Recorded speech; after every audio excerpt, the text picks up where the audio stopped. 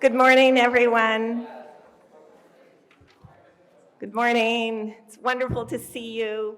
Hope you're enjoying your breakfast. Please continue to eat during this session, and we have coffee and tea over in the corner. So help yourselves. And I just want to congratulate everyone who presented yesterday. Those were fantastic presentations. Really happy with how everything went and had a lot of fun at the dinner.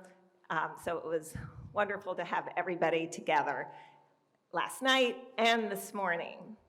I do want to thank everyone on the Pulitzer Center team for pulling together and just making this go very smoothly, and also being fun. So thank you, everyone on the Pulitzer Center team. Do wear your name tags, please.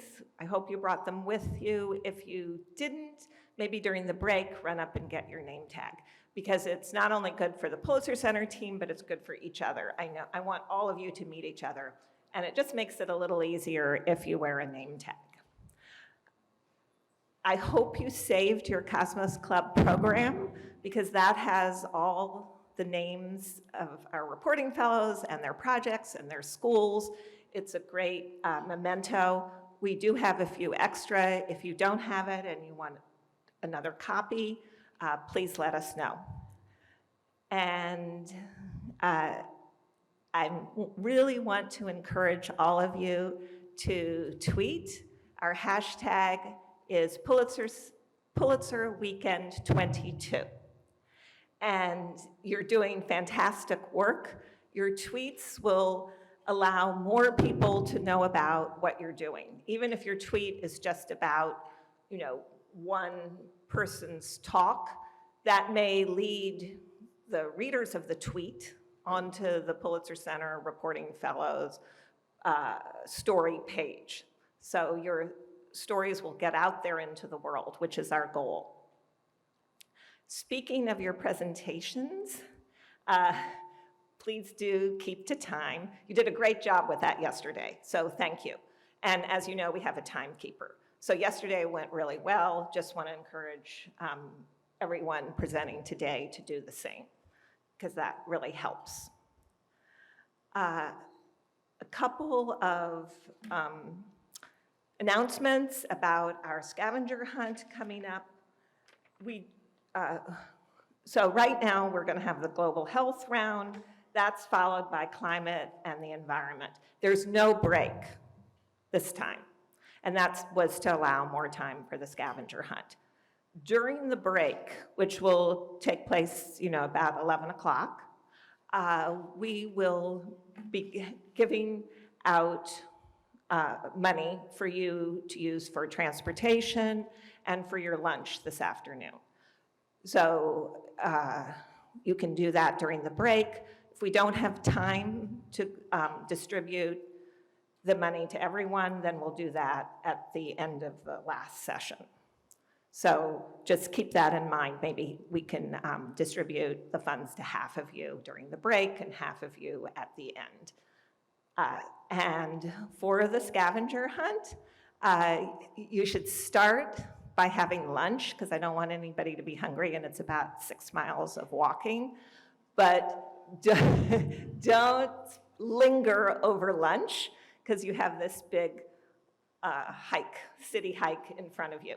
So you can get something at one of the cafes at Woodley Park. You can go to a food truck on the Smithsonian Mall, or you can go to a restaurant at Gallery Place. You'll be starting the scavenger hunt at the Gallery Place Metro, and all of you should have received a Metro map in your bags. We do have some extras if those maps got lost. And now I think we'll go ahead and start with this panel. So this is our Global Health panel. And first up is Pranab Chatterjee from Johns Hopkins, and he is going to talk about the Bhopal gas tragedy survivors and their COVID-19 struggle. Next to him is Marcus Santillanes from Huston-Tillotson University. His project is working overtime in Tokyo. He will be going later this year, but he's going to tell you what lies ahead. Sara Marr from BU School of Public Health, who is reporting on the Chamorro voices from a militarized colony. J.D. Pells from TCU, impacts of mining gold in Ghana. And Eliza Billingham, also from BU, but from the College of Communication. Her project is on heroin, healing, and hope in Hanoi. And next to her is Jackie Kamei from Glendale Community College, who will talk about social media as a double-edged sword for the feminist movement. So Pranab, it's your turn.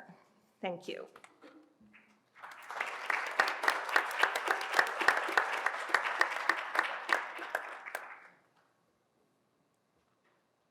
Good morning. I'm Pranab Chatterjee.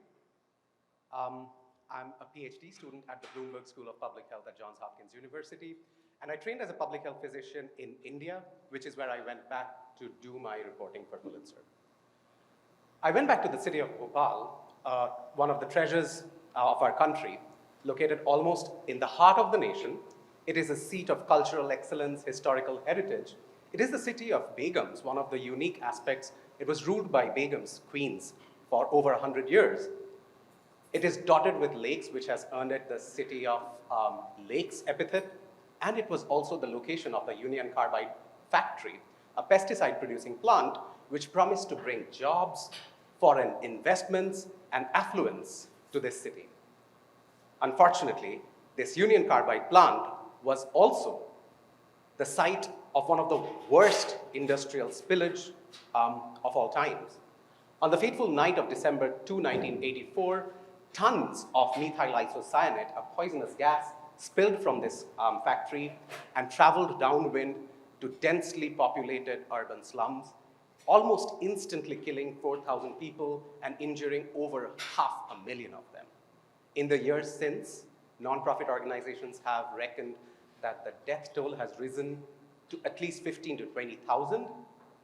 And unfortunately, the exact toll can never be measured because entire families were wiped out and bodies were disposed of en masse in graves or cremated.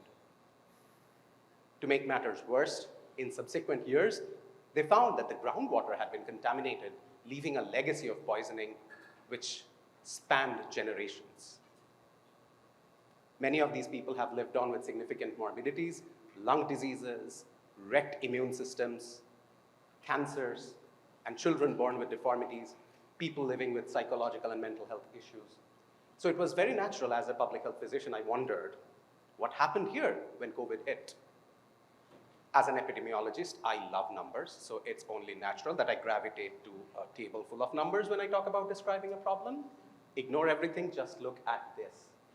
The mortality rate in the gas-exposed population was 8 times higher than the gas non-exposed population in the first wave. And in the second wave, which was pretty devastating in India, this was almost 4 times higher. These are sobering numbers, but behind these numbers are many untold tales of preventable misery, suffering, and death. And one of my objectives was to unearth some of those stories and bring to light the plight of the people of Bhopal, the plight of the people who were caught as if in a tale of 2 tragedies.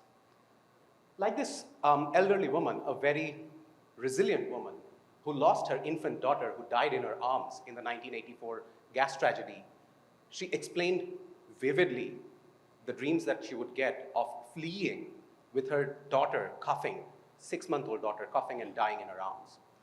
And the same visions of her husband passing away with almost similar symptoms of chest congestion, unable to breathe, and trying to catch her breath.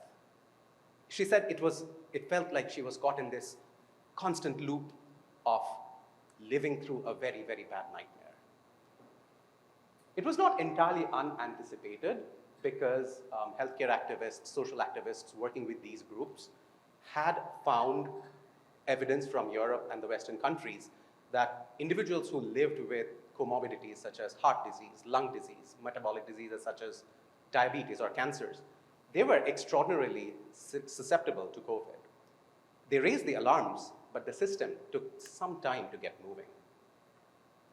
When I talked to the public health leadership, they expressed a helplessness at facing a shape-shifting enemy that kept changing forms, that kept evolving faster than any weapon we could throw at it. Breaking chains of transmission of an infectious disease is difficult, even in the most well-resourced of settings. So imagine the enormity of the task when it comes to breaking chains in a highly densely populated urban slum, which is what a large proportion of Bhopal gas tragedy surviving victims lived in. One of the families, one of the most heartrending stories was about this woman who talked to me about losing her son, her daughter-in-law, her granddaughter, all in the space of a week. It was just in that 1 week from hell that her life completely crashed around her ears.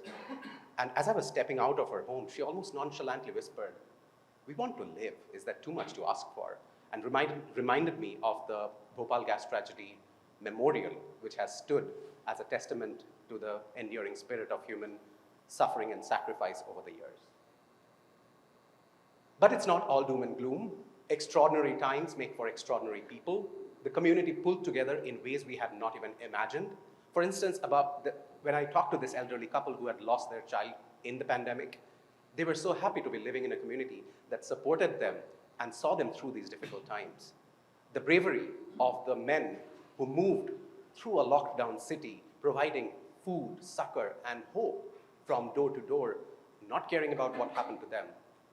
The bravery of the doctors and social activists working in a raging pandemic, trying to solve intractable problems.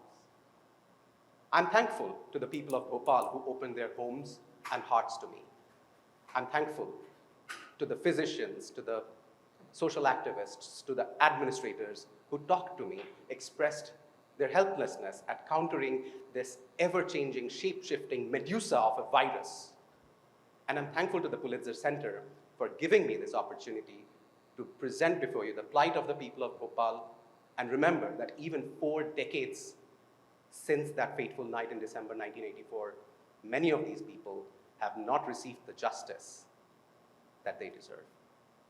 I hope that our deliberations today will help bring them at least an inch closer to the justice, to the closure that these people deserve. Thank you.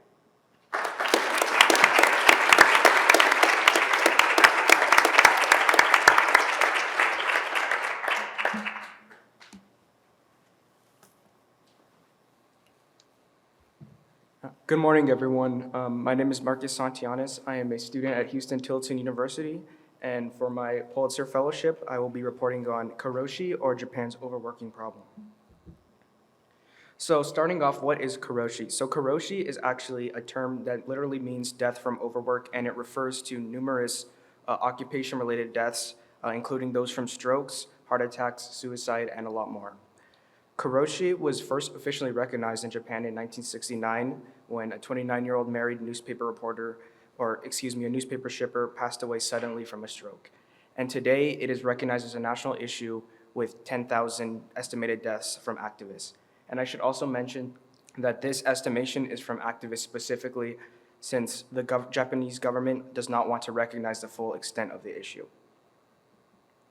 So starting off with some of the major cases of karoshi, Miwa Sato is a very popular case when discussing this topic.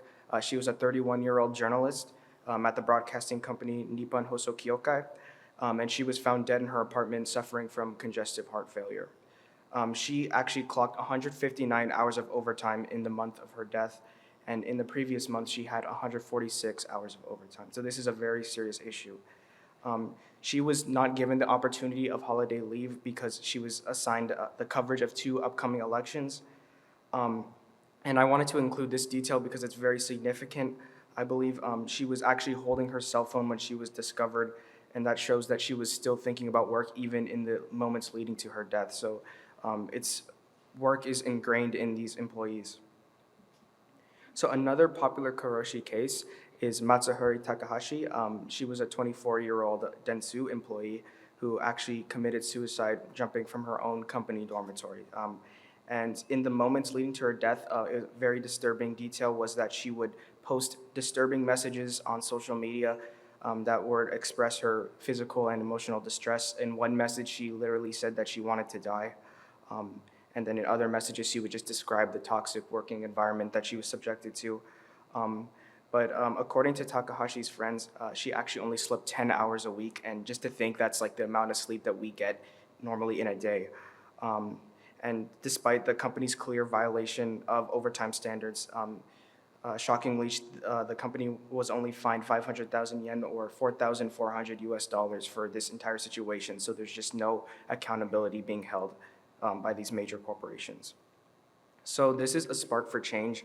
Although Soto and Takahashi's cases were both very disheartening, very disturbing cases, they did put a spark in the anti-karoshi movement, which was definitely needed. Following their deaths, there was a 2018 Reform Act that was introduced that capped employee overtime hours at 45. So going back to Miwa Sato's case, she had 159 hours of overtime in the month leading to her death. 45 hours is a significant downgrade. The law also required employers to record employee hours that would help prevent possible violation.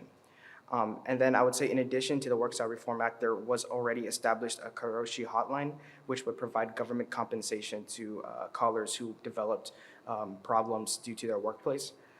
But I also want to mention that this karoshi hotline is actually not utilized enough by Japanese workers as the culture in Japan is to always work, and they don't want to disappoint their family, they don't want to disappoint their boss, they don't want to disappoint their coworkers. So a lot of times these employees simply don't want to ask for help. So it's a very difficult issue to solve because of that. So this is just the problem still exists. Despite the strong efforts by anti-karoshi activists, I would say that it's more present than ever in modern society. It's in fact in a very popular study by the Japan's Ministry of Health, Labor and Welfare in 2020 to 2021. It tested on 24,042 workplaces, and it found that 37% of companies had workers that were violating this 45-hour-a-month cap. So the reason why this violation was happening so often was because in extreme circumstances, there was this loophole that employers could take where they can impose up to 80 hours of overtime in a month if the employee does agree to it. And as I mentioned before, employees will often want to take on these longer hours just because it's Japan culture to work and put work over other aspects of your life. And then I also want to mention this statistic where in the same study, 1,878 of the tested companies had employees that were working more than 100 hours of overtime in a month. So those were hours similar to Matsuhari Takahashi and Miwa Sato. So this is just a brief description of my fellowship. I have not completed my project as of yet, but in an attempt to spread awareness about this phenomenon, I'm going to be traveling to Tokyo this winter, interviewing business people as well as lawyers specializing in karoshi cases. So I want to just get a further understanding of Japan's working environment, hopefully uncover the reasons that persist, the reasons for why the problem continues to persist in Japan. And in my interviews with these business people, I will be simply asking the details of their working schedule and see how they compare to the working schedules of those in the United States. Obviously, I'm sure you're all aware that the working environment in America is not great either, but when you're comparing it to Japan's working environment, there's definitely a significant difference between the two. And in my interviews, I'm not going to ask the individual's relationship to karoshi, as I do understand it's a very sensitive topic, and I'm trying to establish a sense of trust with my interviewees. So obviously, they probably will not be comfortable discussing a topic like that. So if I do just simply ask their working schedule, they'll probably be more open with me, and it will establish a sense of trust between me and my interviewees. So thank you so much for listening, and those are my references, but thank you.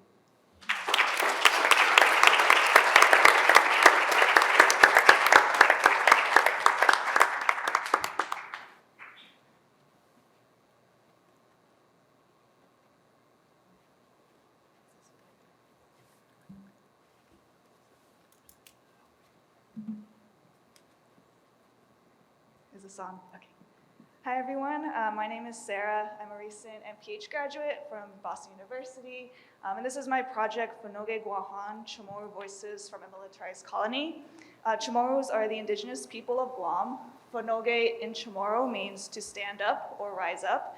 And so this project really became about the ways indigenous activists are fighting against the forces of colonization and militarization of their island.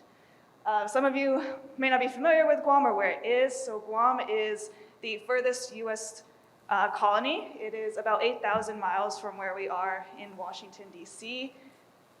It's in the middle of the Pacific Ocean here, closer to the Philippines and China than it is to the US. And it's also super tiny. Guam is about 30 miles long, but about 30% of the island is occupied by the US military, which is shown in red.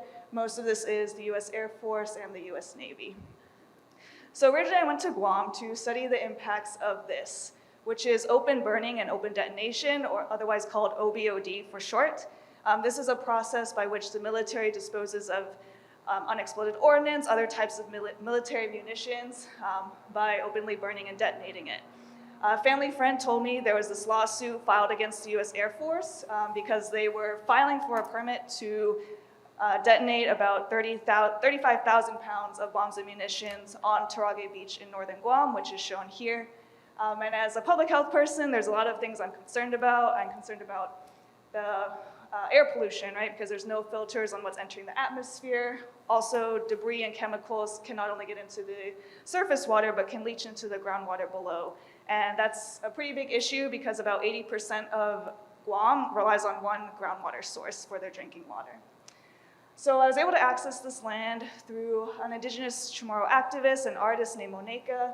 And what I learned is that this issue isn't just about issues to the aquifer or air quality. This is a really important area that houses medicinal plants. It's a place where there's unique species found only on Guam, and really important for migratory birds as well. And so what's at stake isn't just human health, but it's the health of this whole island ecosystem that indigenous peoples have maintained and preserved for many centuries. And so what really struck me is I would see this beautiful nature like this, but then down the road we have these very stark barbed wire fences basically blocking anyone from going in except military personnel. In fact, Moneka's land is adjacent to Tarage Beach, where the OBOD is happening, and even to get there to Anapsan Beach, which is their land, we had to pass through the gates of the Air Force Base, and it took us about an hour for me to even get a visitor's pass to be able to go there. So this really stood out to me, and I wanted to focus on this for my photo essays, this idea of contrast, where I would drive by the gates of Andersen Air Force Base here, but then 5 miles down the road, views of Latexan, which is, again, indigenous land currently owned by the US government and which lies below the Air Force Base. In addition to just this contrast I was seeing, my story also grew in scope. It wasn't just about OBOD anymore, and I found it kind of challenging to try and find these common threads between all the different people I was talking to. So for example, on the left, we have Robert Celestial. He's been working for more than 2 decades to basically get the US government to recognize that Guam was exposed to significant amounts of radiation during the period around World War II when there's a lot of nuclear detonation happening in the Pacific. And then on the right is Susan Olivares. She has been trying to get Guam compensation for being exposed to the toxic herbicide Agent Orange, which some of you may be familiar with as used mainly during the Vietnam War. And so both are Chamorro, both really went out of their way to dig up and find their own research, because no research has really been done on this, about the health impacts in their community. And what I noticed that both of these people and many others talked about knowing people who have or who have died from cancer. And so cancer disparities on the island and the reasons for that became another central focus of my project. And so I left Guam really thinking about how we need to consider colonization and militarization as public health issues. When we think about public health, it's the air we breathe and the water we drink, but it's also our ability to practice our spirituality, our emotional well-being, our ability to practice our culture and traditions. And all of this is being impacted by the US military and the US colonization forces in general.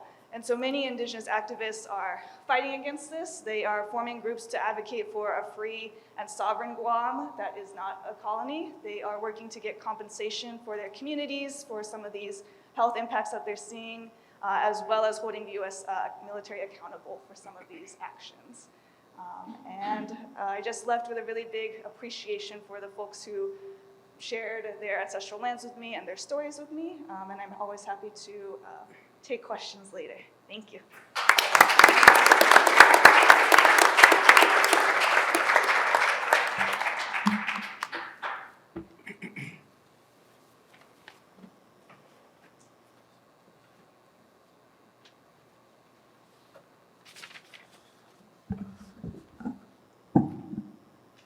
Hello. I'm JD Pells. I'm the TCU fellow. I just want to start by saying how glad I am that there's this forum for each of us to tell these important stories to a group of caring journalists who have these global purviews.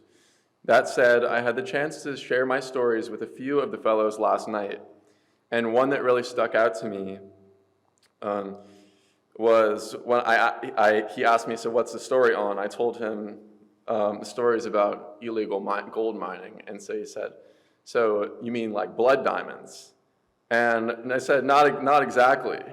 But this is the impact that journalism can have on topics like this. And so my goal and my hope is that I can be a part of building this understanding of illegal gold mining worldwide. Because 20% of diamonds and 20% of gold is believed to come from illegal sources. But in reality, the story behind crisis diamonds in Sierra Leone is actually much different than illegal gold in Ghana. So the story that I reported was in Ghana, took place in Ghana. It's a country of the size of Oregon State, and it has just above 30 million people.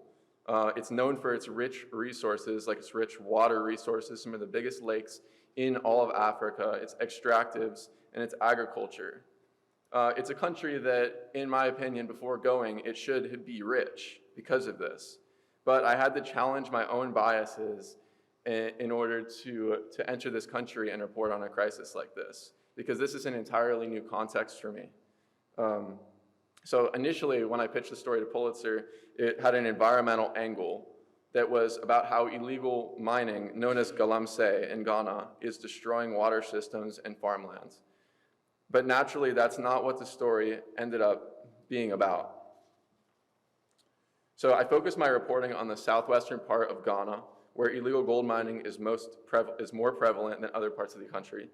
I hired a stringer, and I went with my brother, and I also hired a driver. And the project took about 18 days in Ghana, but it also relied on heavy research because I had to learn a lot about the country's history, having no prior knowledge.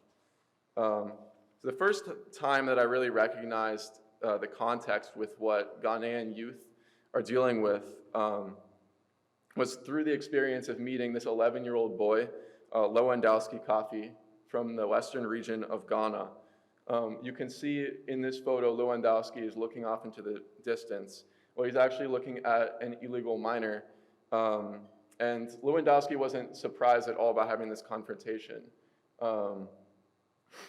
They were talking about whether he wants to join mining, whether he wants to do it. And he said he doesn't because he sees the impacts that it has on the environment and on his community. But something about this whole situation just struck me because he didn't seem uncomfortable at all in this position. And I think that's because this is a situation that many Ghanaian youth grow up around in this area. So this is Lewandowski's, the village that Lewandowski Kofi grew up in. It's a town reportedly built on the business of illegal gold mining, or galamsey. You might even notice from this aerial view the vestiges of dangerous pits, demolished farmlands, and muddy waters. So just to recap, in Ghana, on the outside, from people on the outside really point their finger at galamsey, or illegal small-scale gold mining, because there are an estimated 1 million of them in Ghana. And there is a legal small-scale mining practice within the country, yet 85% of the small-scale gold mining in Ghana is practiced using unsafe and potentially ecologically threatening methods.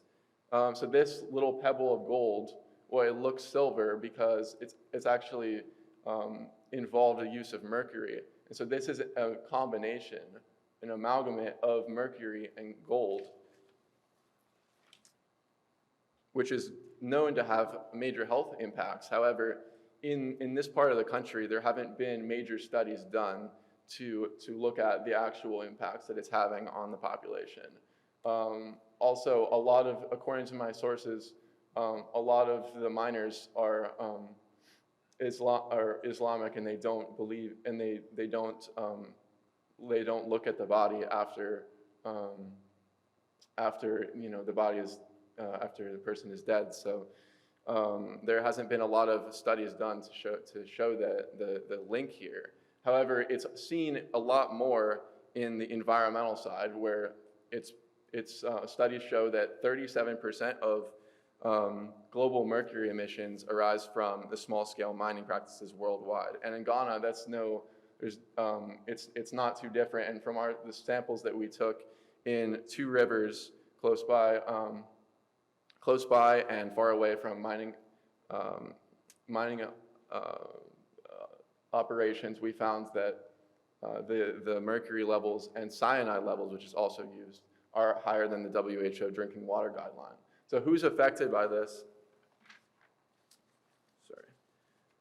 The environmental issues seem to trickle down to millions who used to depend on these water sources. And now we're seeing it a lot more in the environment. We're seeing plastic water bottles and water sachets flood communities without proper waste disposal. But even despite the destruction, my reporting in Ghana revealed that the issue isn't so black and white. Not only are these groups affected by these galamsey, but we found that even farmers were switching occupations, selling their farms, and there were some authorities that were corruptible, and we found that many of these people can't even survive without the business from galamsey anymore. So for all those affected, there's an indication that the problem is out of the control.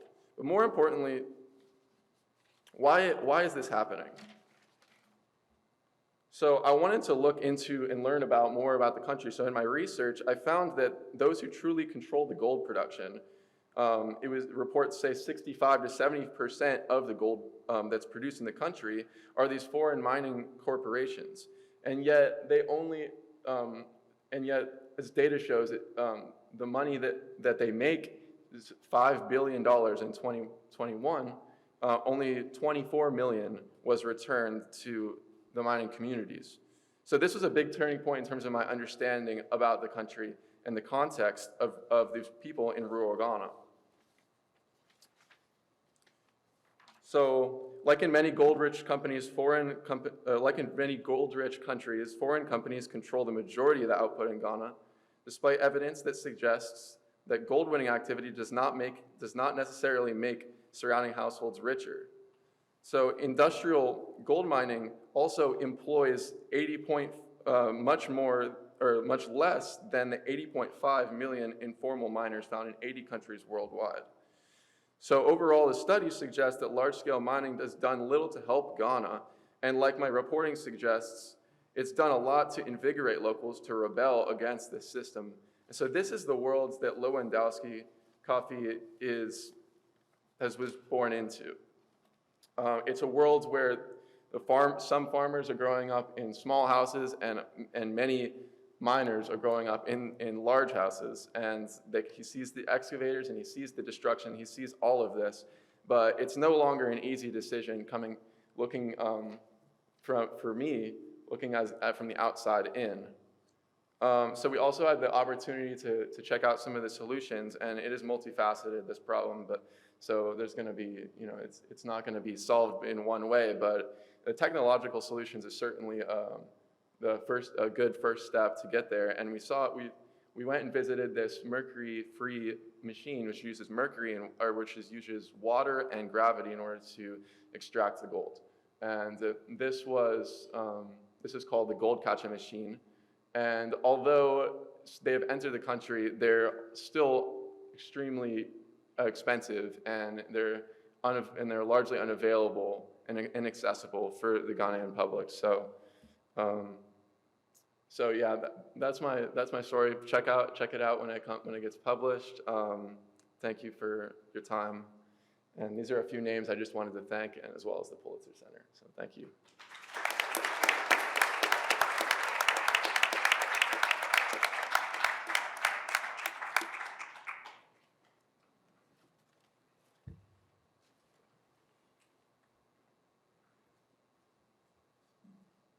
Good morning. I'm Eliza Billingham. I am also a graduate student at Boston University, but in their journalism program. And this summer, I reported a story from Hanoi, Vietnam. And Vietnam is next to this area that the CIA nicknamed in the 1950s the Golden Triangle. And during that time, it was the largest opioid-producing area in the world. And as you can see, Vietnam, specifically Hanoi, is between this triangle and the ocean, which means that it has dealt with a lot of drug trafficking. And in response, Vietnam created some of the harshest criminal code in Southeast Asia against drug use and against drug trafficking. People who injected heroin were considered criminals who deserved to die, and they were rounded up and forced into detoxification centers. And those began to be accused by human rights organizations for violations like torture and forced labor. But I want to introduce you to this man. This is Nam Quoc Chum. He is the son of a very prominent family in Hanoi. He started using heroin when he was 18 years old, and then for the next 16 years was in and out of those detoxification centers 16 years, 14 times in those 16 years.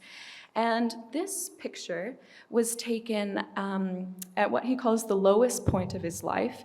At this point, he's so scared of his addiction to heroin that he is drinking about 3 gallons of alcohol a day, trying to distract himself from his cravings. And he has exhausted all other options, and so he's finally willing to go to Billingham Rehabilitation Center, which is a Christian rehabilitation center in the center of Vietnam. And this is where Nam becomes a Christian, overcomes his addiction, and starts promoting a Christian approach to drug addiction treatment and general religious tolerance in Vietnam.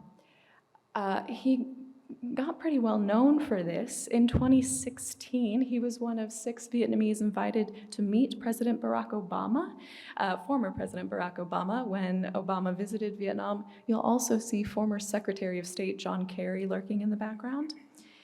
But this is why I went to Hanoi. This is Aquila Drug Rehabilitation Center. It's about 50 kilometers outside of the capital, and it was built by Nam, and it's pretty impressive that it exists. It's right outside the capital of the country, the seat of the Communist Party, which typically considers Christianity a threat. And northern Vietnam is the part of the country that is typically the most resistant to change. Nam originally built this center in a neighboring province, and it was burned down. So that's a more typical reaction to a place like this. But so far, Aquila has been successful enough that it's on its way to becoming legal. And Nam is very optimistic about its chances of promoting religious tolerance in Vietnam. And this is in the public health section of our presentations this morning, because I thought maybe Aquila was part of this shift in cultural attitudes away from the idea that drug users deserve to die, more towards the idea that they are in need of help. And public health officials often talk about the need for community and sense of belonging and positive experiences to help fight addiction. And I thought, okay, maybe Aquila is kind of part of this trend in Vietnam, and I want to measure that. But I think I was wrong. And this quote from Nam really struck me. He says, human love cannot change a person, but God's love can change a person. And this really puts him actually at odds with traditional nonprofit work like safe injection sites and mental health counseling, which are happening in Vietnam, but many of the men at Aquila talked about their need for supernatural power. This substance took away their ability to bond with people, and so community couldn't help them. And I realized that Aquila really doesn't cooperate with nonprofit work in Vietnam, and both things like safe injection sites and religious approaches to addiction treatment are held under suspicion by the government. And it's really unclear if either will be able to continue, if the government will grant leniency to either of these approaches, because just last year, the minimum age for compulsory detoxification just lowered from 18 years old to 12 years old. And so even though there are things like this happening, at any time the pendulum could swing back, and it seems like the knee-jerk reaction to drug use is still detention. But I'll leave you with Nam's optimism. He is really convinced that his center will continue to be successful, and in that success, it will slowly promote tolerance of all kinds in Vietnam. So thank you so much.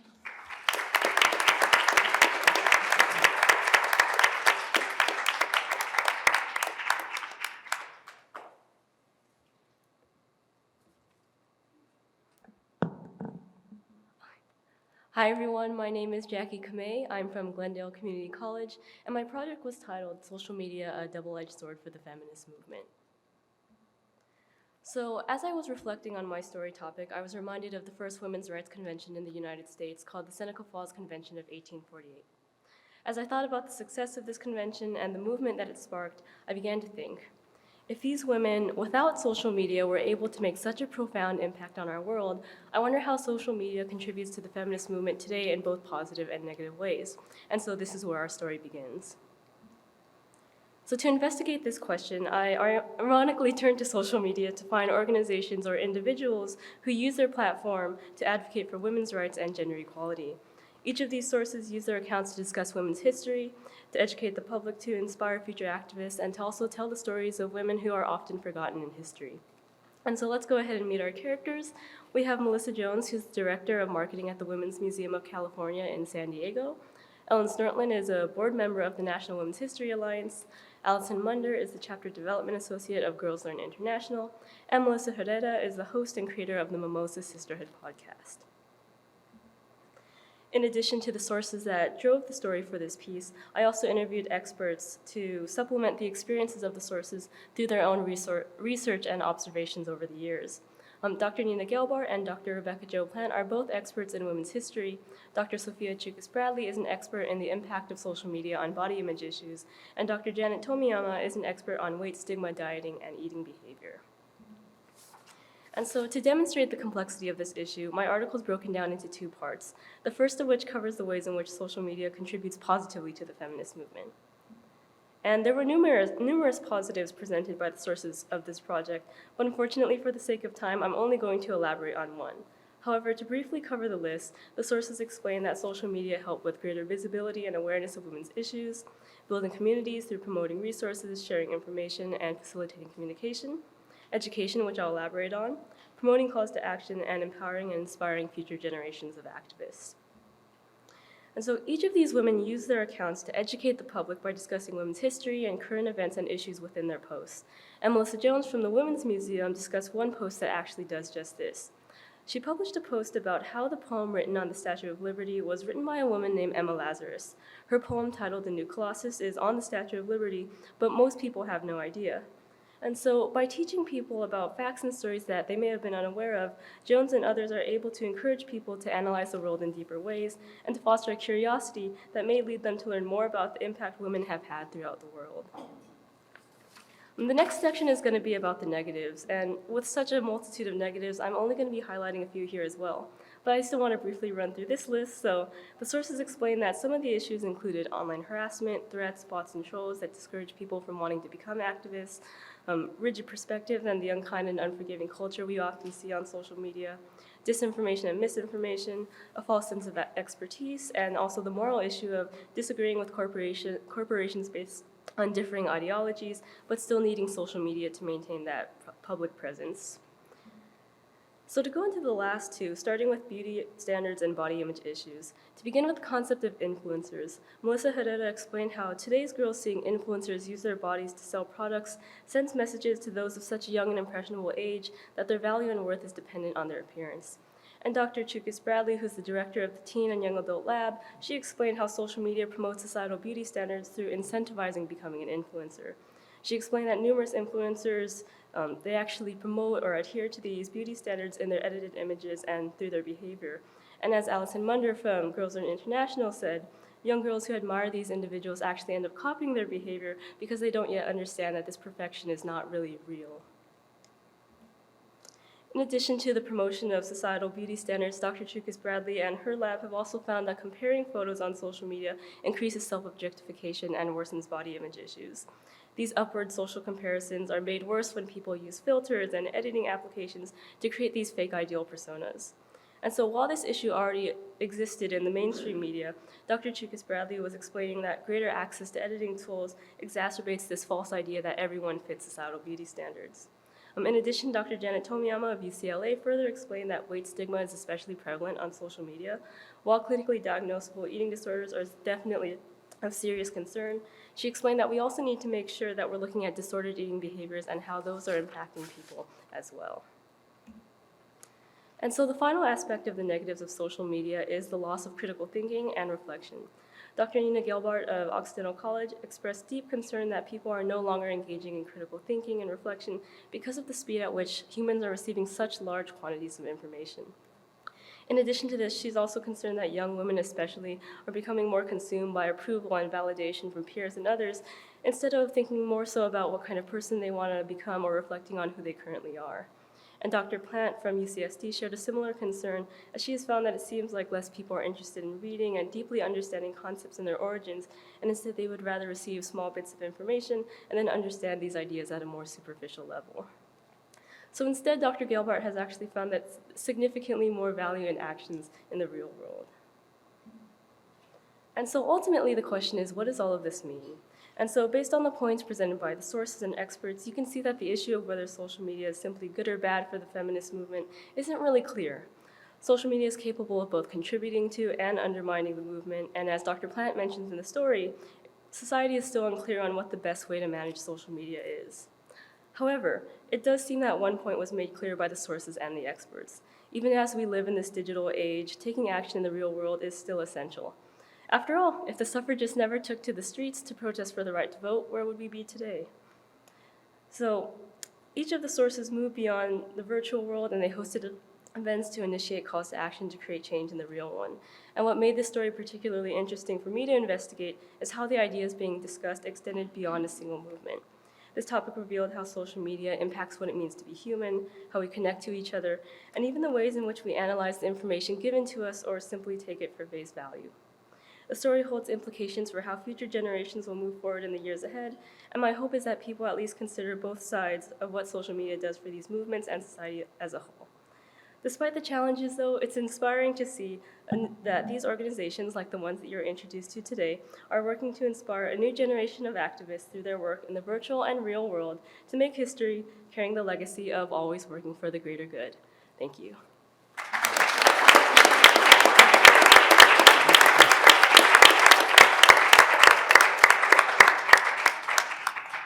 Thank you all. I very much appreciate all of the thought and care that went into those presentations. Excellent. We're going to have a Q&A now, and I'll give you an opportunity to ask each other one or two questions, and then we'll turn to everybody here for more Q&A. So, and if you don't have questions, I can turn to the audience. Go ahead, JD. This is on. Yeah. I'm just wondering, I have a question for Pranab. So I'm just wondering what your future outlook on these people in Bhopal is. Just from 2021, it looks like the death toll dropped in 2022. So I'm wondering, do you think this is still a problem for them? Is there going to be more deaths, or? The death toll dropped from 8 times to 4 times. So that's still significantly high. But yes, the vaccination campaigns helped. There were programs to test, track, trace, and isolate the exposed or susceptible individuals, programs which should have probably started 6 months earlier.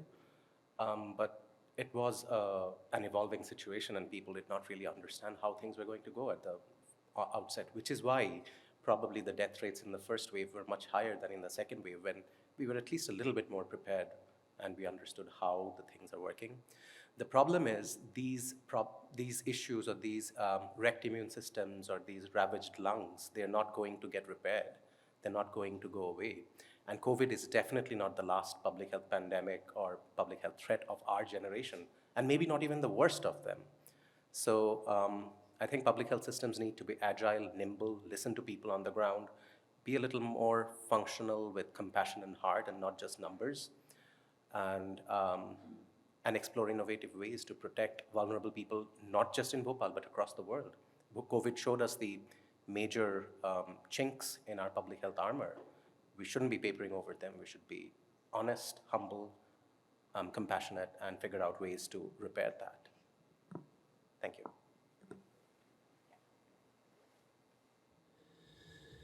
I have a question for Marcus. You mentioned a lot of legal work being done to protect workers from working too much overtime, but you also mentioned a cultural attitude that's deeply ingrained in work culture.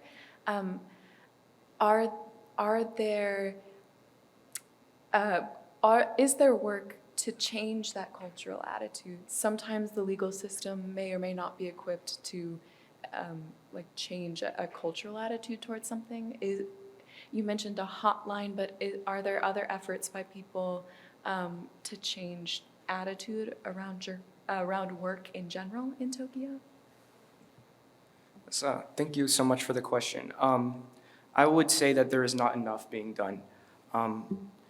I would say that there needs to be more education on mental health, and that's the main thing with Japan, is that there is not enough focus on mental health. There is only focus on work and working culture, and I think that it needs to happen at a very young age. I believe that young students should be told at a young age that they should have time to take self-care and off days, and just because it's a older generation problem, there's actually been multiple studies that have shown that a lot of younger workers are the ones who are more liberal when it comes to the working culture they want to see in Japan. They say that they do not want to take on these longer hours. So I think that it is a problem that will eventually get better. But I think that one of the main things that should be done to address that problem is to educate people at a very young age. So thank you.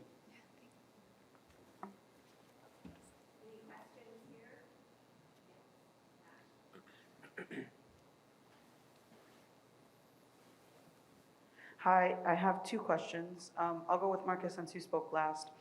One of the things that I've noticed as far as my consumption of media is that in Japan they started doing, or I saw reports that they started doing like 4-day work weeks, and they're even saying that you can nap at work, and like I've seen, BuzzFeed articles on things like that. Have you seen any of that while you were doing your research and your reporting on this topic? Yes, I have seen some of that that you have mentioned. I will say that when you mentioned napping at work, I definitely see that as a negative thing for Japan working environment. It's very common for employers to want to keep their employees at work all the time, and that's why there's a lot of napping at work. And it's definitely disturbing when you think about it. Like, some people may view that as a positive thing, but whenever you think about it in a more critical way, they're trying to keep these employees working constantly. So the napping at work is supposed to mean, okay, 2 hours of napping and then the rest of what you're doing is working. So I definitely think that there is still a big issue in Japan. And even though, as I said, there has been some important ways that people have tried to address it, I think that it still has not been properly addressed. So thank you. Cool. And my next question is for JD. With the illegal mining, were you able to get close to some of these sites, or was it more so you're at a distance, kind of trying to snap pictures, gain information, and then you had to move on to the next location, or were you able actually to get in and see like firsthand? Yeah, thank you for the question. Yeah, actually, so the stringer that I went with was well connected, and he had been doing this, covering the stories around illegal mining for like the past decade.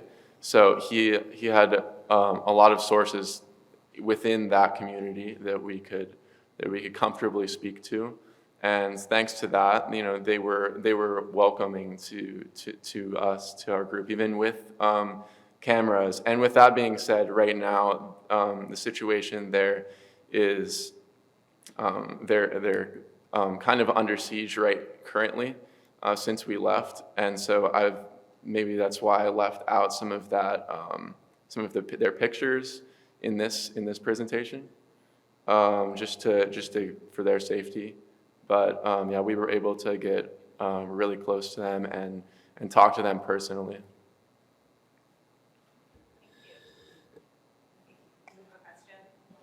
Thank you.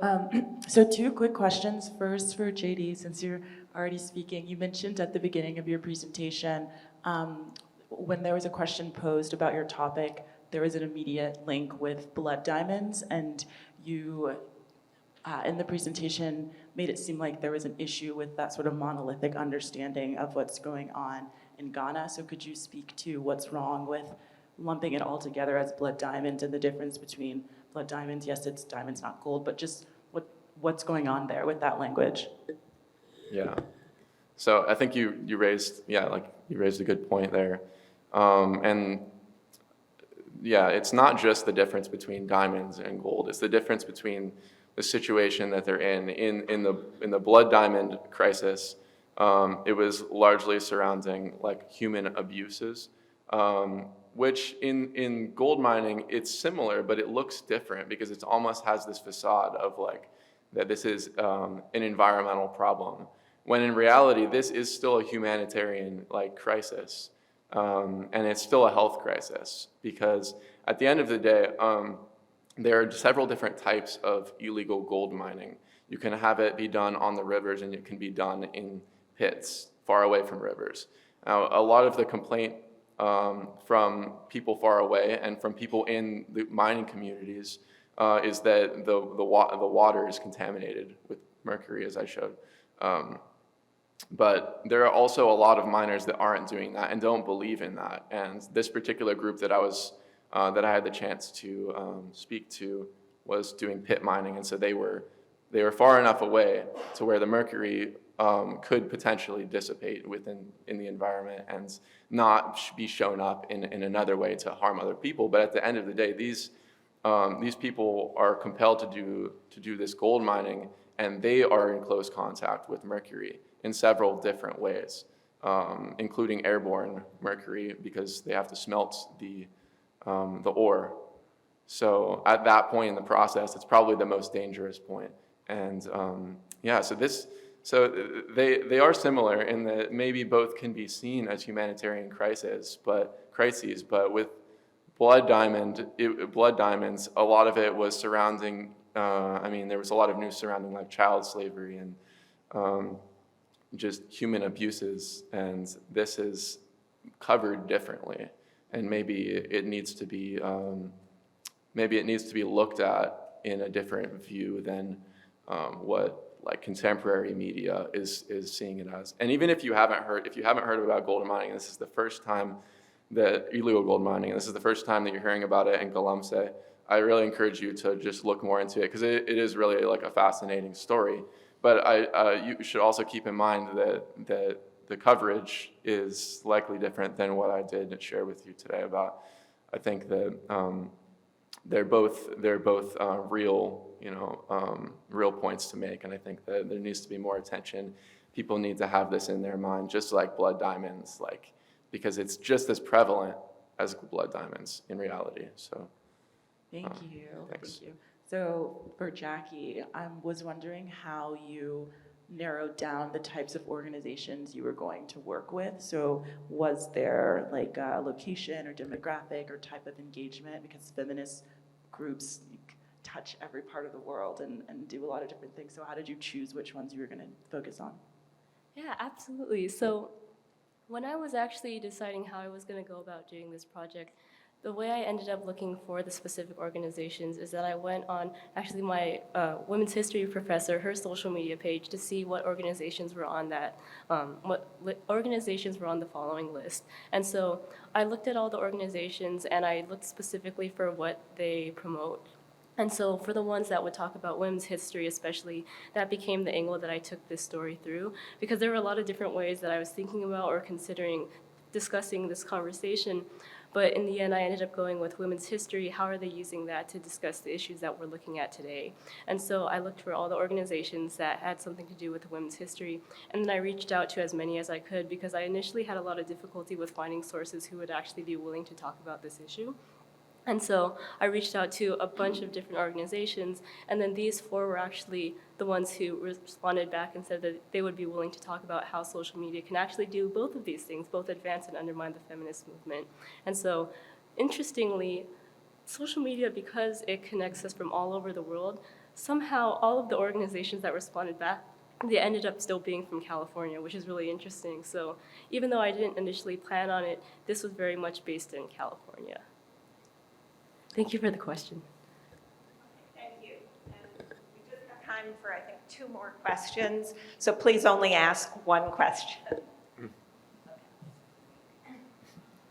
Hi, my question is for Sara and Pranab. I was wondering if you could say a few words about the healthcare infrastructure or lack thereof, what medical resources are available for those who are suffering, feeling the consequences from the '84 disaster or the U.S. military actions.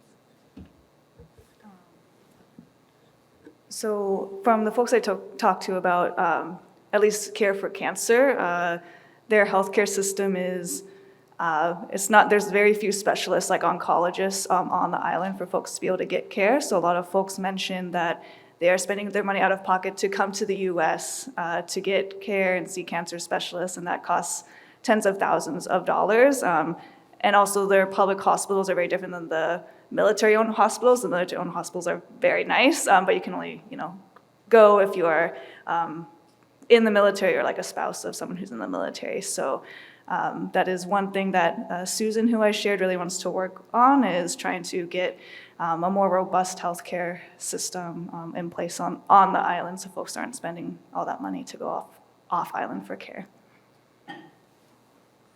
There are dedicated hospitals and clinics and an insurance system for gas-exposed victims. Unfortunately, when COVID hit, a lot of these got designated as COVID hospitals, so they lost coverage. It's not easy figuring out that balance, but there are research and healthcare systems in place. They don't always work very efficiently, but there is an infrastructure that could have been utilized better, but hindsight is always 20/20. Hi, I have a question for Marcus about karoshi. So to what extent do you plan to look at the gendered aspect of the culture of overworking in Japan? I know under former Prime Minister Shinzo Abe's so-called womanomics policy, right? There was this idea of the career woman where family and career were framed as somewhat incompatible and women were sort of forced to choose between the two. So how do you think gender affects this culture of overwork, and in what ways do you plan to investigate the gendered aspects of karoshi? Yes, thank you so much for the question. I definitely plan on looking into the gender aspect of this as well. Obviously, the 2 cases that I talked about were women, and I think that there is a discrepancy between the 2. So I would definitely, I have not finalized exactly how I will look at it, but I definitely will look at the gender difference between the two. Obviously, I think women are more susceptible, so yes. I have a question for Eliza. How was it for you coming into this story about addiction from like a public health standpoint and then getting back these answers about religion and getting help from God? Thanks for asking. I think